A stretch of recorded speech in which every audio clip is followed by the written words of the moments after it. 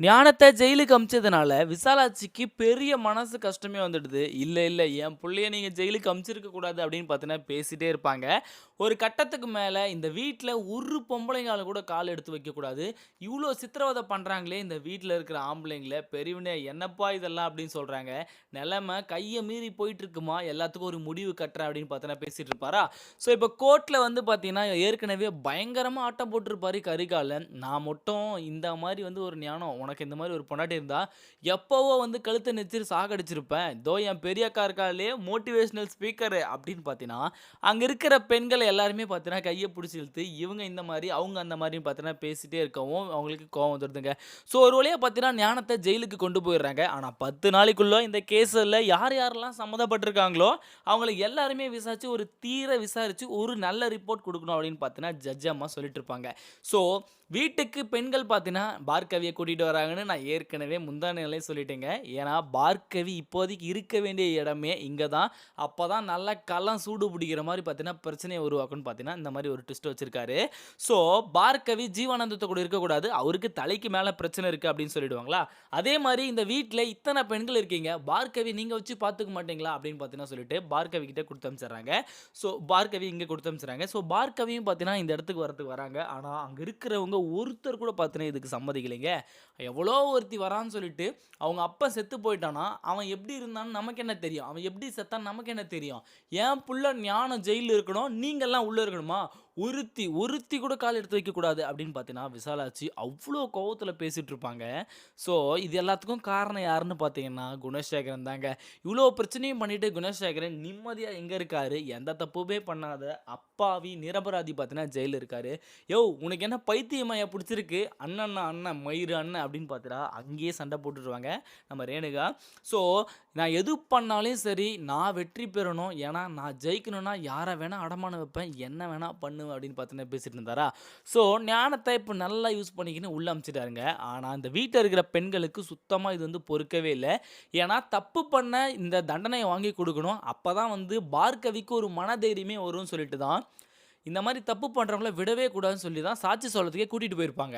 ஆனா, கோர்ட்ல நடந்ததோ தலைகீழ. நான் தான் பண்ணேன் அப்படின்னு பார்த்தீங்கன்னா, சரண்டர் ஆன உடனே, இது எப்படி நியாயமாகும் அப்படின்னு பார்த்தீங்கன்னா, அந்த வீட்ல இருக்கிற பெண்கள் எல்லாருக்குமே கேள்வி ஆயிடுது. எல்லாருக்குமே பார்த்தீங்கன்னா, பயங்கர டென்ஷனும் ஆயிடுதுங்க. ஸோ சாருபாலா, சாரி நம்ம அடுத்த இதுல வந்து அடுத்த ஹியரிங்ல பார்த்துப்போம். 10 நாளைக்குள்ள குற்றவாளிய நம்ம நிறுத்திருவோம் அப்படின்னு பார்த்தீங்கன்னா சொல்லிட்டு போயிடுவாங்களா? ஸோ இப்ப பார்கவிய உள்ளவே விட முடியாதுன்னு பார்த்தீங்கன்னா, கதிர்லேருந்து எல்லாருமே வந்து போராட்டம் பண்ணிட்டு இருக்காங்க. வீட்டுக்கு வெளிய நின்டு. ஆனா, போலீஸ் பாதுகாப்போட வந்திருக்காங்க. இந்த பார்கவிக்கு எந்தவித பாதுகாப்பும், எந்தவித ஆபத்து வந்தாலும் சரி, கண்டிப்பா உங்க 2 பேர் மேல தான் கேஸே வரும் அப்படின்னு பார்த்தீங்கன்னா, சொல்லி தான் வந்திருப்பாங்க. ஸோ, இப்போ பார்கவி இங்க இருந்தா மட்டும் பார்கவிய நிம்மதியாவே இருக்க விட போறாங்க. ஏன்னா, தர்ஷன் இங்க இருக்காரு. தர்ஷன் ஏற்கனவே ஒரு விஷயத்த சொல்லியிருப்பாரு. இந்த மாரி நான் உனக்கு பண்ண தப்புக்கு காலம் ஃபுல்லா உன் காலடியிலே விழுந்து கிடக்கிறேன். நான் உன்னவே கல்யாணம் பண்ணிக்கிறேன் பார்கவி அப்படின்னு சொல்லியிருப்பாங்க. ஸோ, அதுக்கு பார்கவி சொல்லியிருப்பாங்க. உன்னால தான்டா எங்க அப்பாவே செத்தாரு அப்படின்னு பார்த்தீங்கன்னா அடிச்சு தொரத்திருப்பாங்களா? இப்போ பெண்கள் இங்க கூட்டிட்டு வரதுக்கு காரணம், வெந்த புண்ல வேல பாய்க்கணும். அதாவது தப்பு செஞ்ச நீயே இங்க தைரியமா இருக்கும்போது, எந்த தப்பும் செய்யாத இந்த பொண்ணு ஏன் வேற எங்கேயாச்சும் இருக்கணும்? ஏன்னா, அவளுக்கு பண்ண கொடுமைக்கு நீங்க தான் வந்து அவள வச்சு பார்த்துக்கணும். அப்படின்ற ஒரு காரணத்தினால மட்டுமே, இந்த வீட்ல இருக்க பெண்கள் பார்கவிய கொண்டு வந்தாங்க.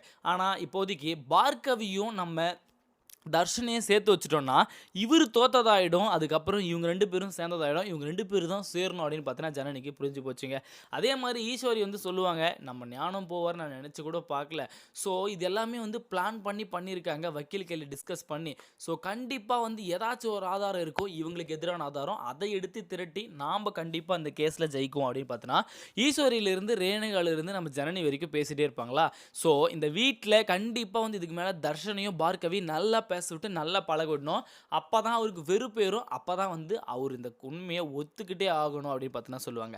ஸோ ஞானத்த 10 நாள்ல நான் வெளிய எடுத்துருவேன் அப்படின்னு பார்த்தீங்கன்னா, அவங்க அம்மா கிட்ட சொல்லிட்டு இருப்பாங்க. ஆகாதுப்பா 10 நாளெல்லாம் ஆவாது. தயவு செஞ்சு நான் ஞானத்த பார்த்தே ஆகணும் அப்படின்னு பார்த்தீங்கன்னா விசாலாட்சி பேசிட்டு இருப்பாங்க. ஸோ வீட்ல இருக்கிற பெண்கள் இப்போ பயங்கரமா வந்து கோவத்துல இருக்காங்க. நாக்கு அப்படிங்கிற மாரி ஒரு கேள்வி கேட்டாங்க பாருங்க ஜனனி.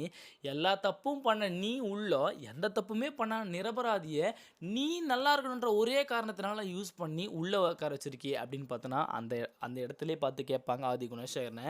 ஸோ கதிருக்கும் சரி நம்ம ஆதி குணசேகருக்கும் சரி தெரிஞ்சு போச்சு, இதுக்கப்புறம் நம்ம இந்த வீட்டில் நம்ம பெண்கள் வந்து நம்மளை மதிக்க மாட்டாங்கன்னு சொல்லிட்டு. ஏன்னா யாரை வந்து இந்த அடித்து கொல்லணும்னு நினச்சாங்களோ அந்த பொண்ணவே வந்து இங்கே என்ன வந்து கொண்டு வந்து வச்சுருக்காங்களே. ஸோ அவங்களுக்கு எவ்வளோ தைரியம் இருக்கும், எவ்வளோ நெஞ்செழுத்து இருக்கும் அப்படின்னு பார்த்தீங்கன்னா ஆதி குணசேகரனும் கதிரும் வந்து பேசிகிட்டு இருப்பாங்க. ஸோ ஒரு வழியாக பார்த்தீங்கன்னா இவங்க யார் வந்து இந்த வீட்டில் வரக்கூடாதுன்னு சொன்னாங்களோ அவங்கள என்ன வந்து சேர்த்துட்டாங்களா. ஆனால் இதுக்கு மேலே தாங்க ட்விஸ்ட்டு. அறிவுக்கரசி தர்ஷனு கூடயும் அன்பு கூடயும் சேர்த்து வைக்கலான்னு பார்த்தீங்கன்னா ஒரு பிளானாக போடுறாங்க. அதாவது தர்ஷன் கூடவே நீ இருக்கணும், தர்ஷனை விட்டு எப்பவுமே விலகவே கூடாது, இல்லைனா அவன் சக்காலத்துக்கு வந்திருக்கா பாரு அவள் வந்து கண்டிப்பாக வந்து தர்ஷன் கூடவே இருப்பா, அவளை முந்திக்கிட்டு நீ இருக்கணும் அப்படின்னு பார்த்தோன்னா ஒரு விஷயத்த சொல்லி அனுப்பிச்சுப்பாங்க. ஆனால் தர்ஷன் ஓப்பனாக சொல்லிடுவான், இப்போ பாரு சொல்கிறேன் அன்பு, என்ன உனக்கு பிடிக்கல, நான் இப்போவும் சொல்கிறேன், நான் பார்கவியை தான் கல்யாணம் பண்ணிப்பேன், உங்கள் அக்கா சொல்கிறா எங்கள் அப்பா சொல்கிறா அப்படின்னு சொல்லிட்டு நீ என் மேலே ஆசையை வளர்த்துக்காத அப்படின்னு சொல்லுவாங்க. ஸோ அந்த இடத்துட்டே அன்பு பார்த்தீங்கன்னா அழுந்துட்டு வந்து அப்படியே அறிவுக்கரசிக்க சொல்லுவாங்க, இந்த மாதிரி வந்து மாமா பேசிட்டார் அப்படின்னு சொல்லிட்டு. டேய் என்ன திமிரா, என் தங்கச்சி கிட்ட வந்தா வேணாம் வராதான்னு சொல்றியாமே, அப்போ அந்த சிரிக்கி மட்டும் உங்ககிட்ட வரலாமா? ஆமாம் வரலாம், அவங்க அப்பாவை அடிச்சே சாவடிச்சல, நீ ஜெயிலுக்கு போறியா, எதுக்கு எங்கள் சித்தப்பாவை அமிச்ச அப்படின்னு பார்த்தீங்கன்னா அப்படியே வந்து தர்ஷன் கேட்க ஆரம்பிச்சிருவாரு. ஸோ ஒட்டுமொத்த தப்பையும் பண்ணிட்டு எங்கள் அப்பாவும் நீயுமே தைரியமாக இருக்கீங்க, எந்த தப்பும் பண்ணாத இந்த பொண்ணு ஏன் இந்த வீட்டில் வந்து கூச்சப்பட்டு கூச்ச சுபாவத்தோடு இருக்கணும், இந்த பொண்ணு தான் இப்போதைக்கு தைரியமாகவே இருக்கணும் அப்படின்னு பார்த்தோன்னா இருக்கிற எல்லாருமே நம்ம பார்கவியை ரொம்பவும் என்கரேஜ் பண்ணி பேசிகிட்டு இருக்காங்க தைரியமாக இருக்கணும்னு சொல்லிட்டு. ஸோ கோர்ட்டில் இயரிங் நடக்கிறவர்களுக்குள்ள கண்டிப்பாக ஒரு சாட்சியை நீங்கள் ரெடி பண்ணியே ஆகணும் கண்டிப்பாக, இல்லைனா ஜனனி ரொம்ப மோசமாக போயிடும், ஞானம் தான் உள்ளே இருப்பார், தப்பு பண்ணவங்க வெளியே இருந்தாங்கனாவே அந்த பொண்ணுக்கு நீதி நேர்மை நியாயத்தை மேலே நம்பிக்கையே இருக்காது அப்படின்னு பார்த்தீங்கன்னா சாருபாலா கால் பண்ணி ஜனனி கிட்ட பேசிட்டு இருப்பாங்க. சாருபாலா சொன்னது உண்மைதாங்க, தப்பு பண்ண இவரே உள்ள இருக்காருன்னா இதுக்கப்புறம் நம்ம தப்பை தடுத்தியே நிறுத்த முடியாது, அதனால கோர்ட்டில் இதுக்கு மேலே போய் எந்த சாட்சியும் சொல்லக்கூடாது அப்படின்னு பார்த்தீங்கன்னா அந்த பொண்ணுக்கு தோன்றக்கூடாது அப்படின்னு சொல்லிட்டு தான் இப்படி ஒரு விஷயத்த சொல்லியிருப்பாங்க. ஸோ அவங்களும் பார்த்தீங்கன்னா அதே மாதிரி தப்பு பண்ணவங்களை கண்டிப்பாக நம்ம தண்டனை வாங்கி கொடுத்துருவோம், அது வரைக்கும் நீ இந்த வீட்டிலே இரு, கண்டிப்பாக வந்து ஆதி குணசேகரனும் கதிரியும் நான் உள்ள அமிச்சியே தீருவேன் அப்படின்னு பார்த்தீங்கன்னா ஜனனி பேசிட்டு இருப்பாங்க.